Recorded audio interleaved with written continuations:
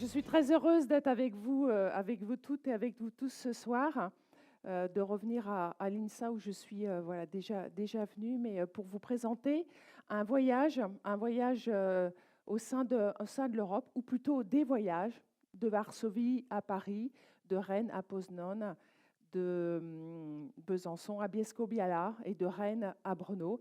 Des voyages en faveur des droits humains et tout particulièrement des droits des personnes et des droits et des libertés des personnes LGBTI qui rencontrent de plus en plus d'offensives de la part de structures anti-droits.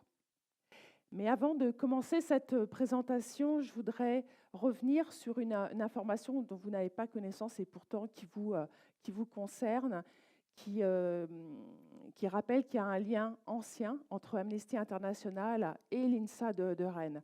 En 2007, il y a un étudiant de l'INSA qui a été diplômé, donc il était en informatique, je crois. Donc c'est Nguyen Thien Thuong. Et à l'issue de ses études, il est rentré dans son pays, au Vietnam. Et puis il a rapporté, je pense, de la France, une certaine idée de la liberté et de la liberté d'expression. Et donc il a développé un blog sur lequel il s'exprimait en faveur de la démocratie, en faveur du pluralisme. Et il a été accusé de dissidence. Et donc, un groupe de soutien de l'INSA de Rennes s'est mis en place et a contacté un certain nombre d'ONG, dont Amnesty International, pour soutenir Trung. Malheureusement, donc, il a été condamné en 2010 à 7 ans de prison. Et le lendemain de sa libération, Amnesty International a publié un communiqué pour qualifier ce qui s'était passé donc, de parodie de justice et qui n'avait absolument rien à faire en prison et encore moins qu'il n'aurait jamais dû être condamné. Donc, il a été libéré en 2014, un petit peu plus tôt que ce qui était prévu. Donc, si vous voulez en savoir un petit peu plus sur lui, vous pourrez aller sur Wikipédia. Je vais juste apporter aussi quelques éléments d'information avant de présenter cette campagne et ce voyage au sein de l'Europe. Rappeler comment Amnesty International travaille. Tout d'abord, c'est un travail d'enquête. Il y a plus d'une centaine de chercheurs qui sont à Londres et qui ensuite vont enquêter partout dans le monde, recueillir des preuves, recueillir des témoignages, recueillir des preuves matérielles, mais aussi des preuves numériques, des photos, qui vont permettre de produire des rapports avec des recommandations.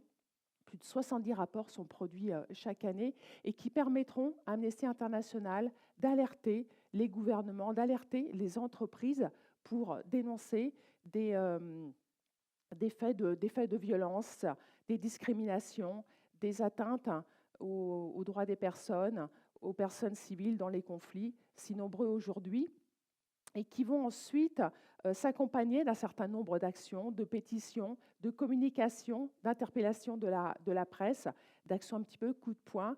Je pense en particulier à cette action qui a eu lieu au moment de l'anniversaire des Jeux Olympiques. Et donc, il y a Amnesty International, des salariés qui ont diffusé depuis un hôtel qui était en face de la vasque. Donc, ces mots: Stop génocide à Gaza. Les personnes ont été interpellées par la police, libérées quelques heures plus tard, parce qu'il n'y avait aucun fait répréhensible à leur encontre. Donc cette action a été relayée par de nombreux journaux. Voilà, c'est un exemple de communication, mais qui est basé sur la base effectivement d'enquêtes scrupuleuses. Et c'est cette expertise qui est reconnue au niveau de l'ONU, puisque Amnesty International a un rôle consultatif auprès de l'ONU et est membre de la coalition pour la Cour pénale internationale. Je vais maintenant pouvoir vous présenter, après ces premiers éléments introductifs, un exemple concret de campagne de plaidoyer en faveur des droits des personnes LGBTI en Pologne, et la genèse de cette campagne, et puis qui effectivement a donné lieu à différents voyages. Alors, si on remonte un petit peu dans le temps, à 2020, quelle était la situation des personnes LGBTI en Pologne? Eh bien, au pouvoir était arrivé un parti qui s'appelle le Parti PiS, le Parti Droit et Justice.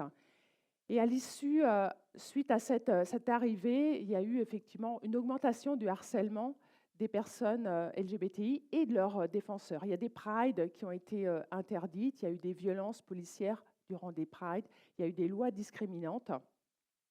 Et puis, il y a eu plus de 90 collectivités locales, des communes, mais aussi des régions, que vous pouvez voir sur la carte qui est à droite, carte qui a été faite par une association qui s'appelle l'Atlas de la haine, où on peut effectivement voilà, identifier toutes ces communes. Et c'était des résolutions dites anti-LGBTI qui ont été prises, des résolutions discriminantes vis-à-vis des personnes LGBTI de leur territoire.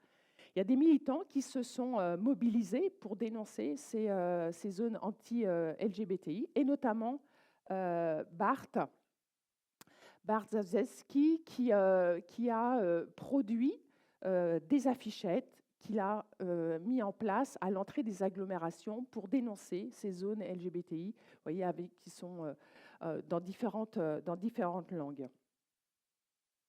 Autre exemple du climat homophobe qui était présent en Pologne, il y avait des ONG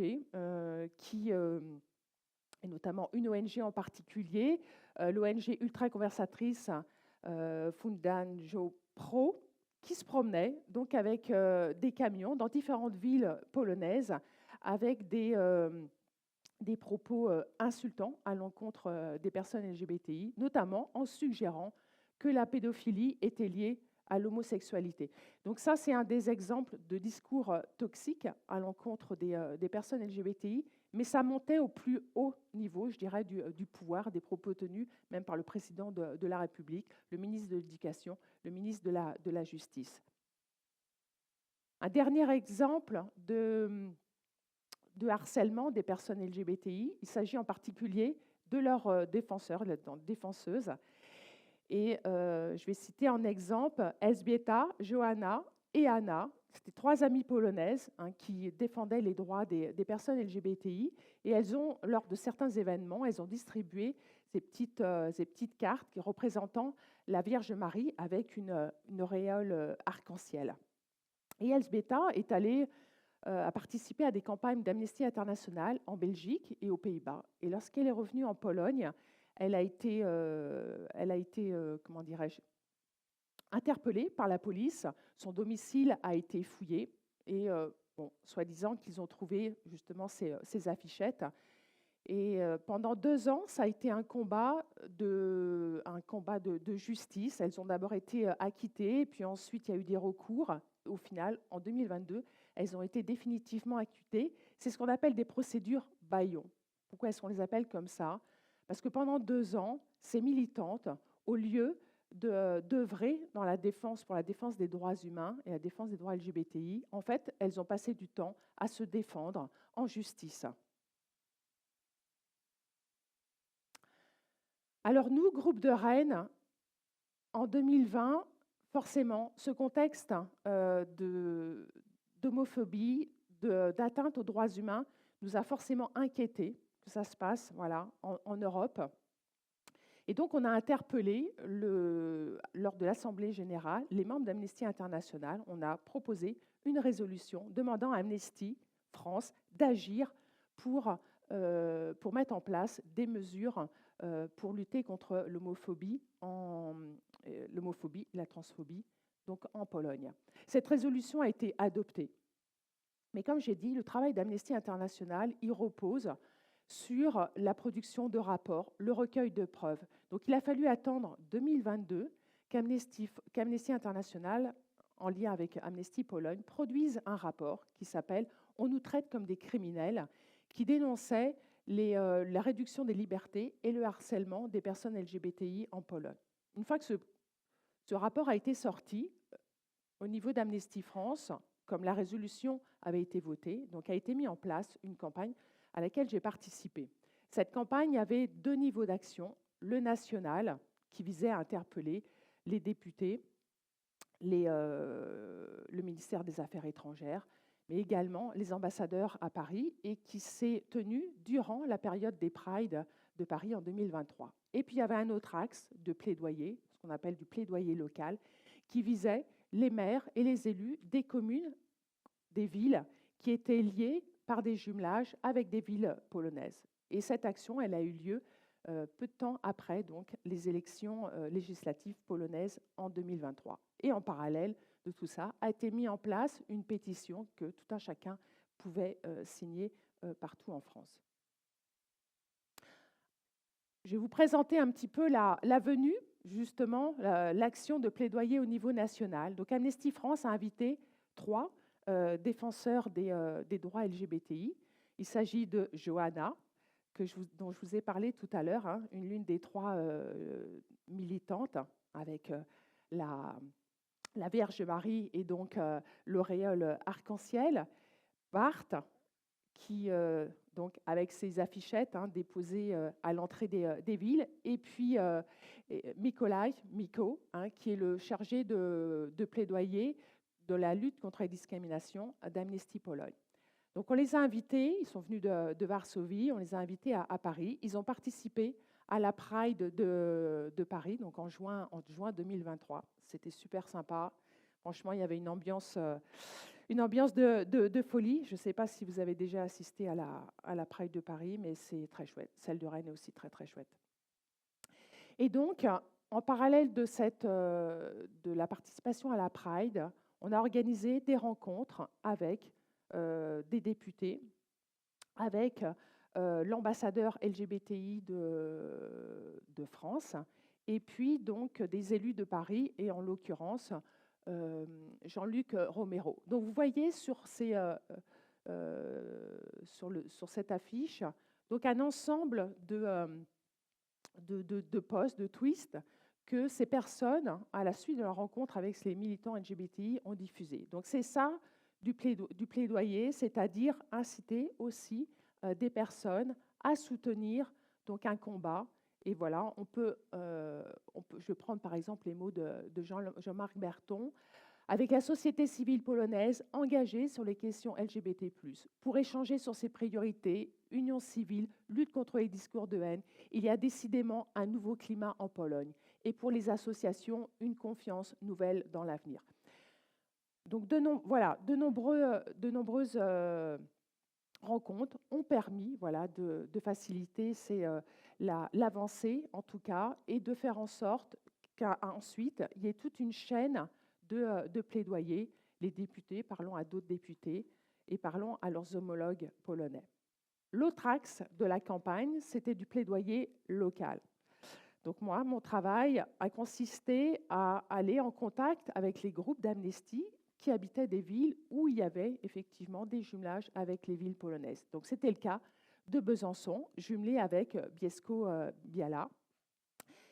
Et Besançon a invité des représentants de Bielsko-Biała, des élus, mais aussi des membres d'associations. Par exemple, à l'issue du film, il y a eu la projection du film Silent Love, qui est un film qui parle d'une fiction, qui parle de la difficulté d'adoption pour les couples homosexuels en Pologne. Eh bien, il y a un élu non-binaire qui est intervenu à l'issue de cette projection pour parler de sa situation et parler aussi des différences de droit en France et en Pologne, en sachant qu'effectivement, la non-binarité en Pologne n'a aucune reconnaissance et que lui-même n'était pas reconnu, elle-même, puisque c'était une personne non-binaire, n'était pas reconnue donc en Pologne. Et j'en viens à Rennes, évidemment, nous, groupe de Rennes, qui avons interpellé les membres d'Amnesty International, il était évident que nous allions agir aussi localement. Et pour ce faire, nous avons envoyé donc un courrier à la maire de Rennes, donc en octobre 2023. Et dans ce courrier, nous disions à la maire, Madame la maire, voilà, votre ville est engagée dans la lutte contre les discriminations. Il y a un plan de discrimination.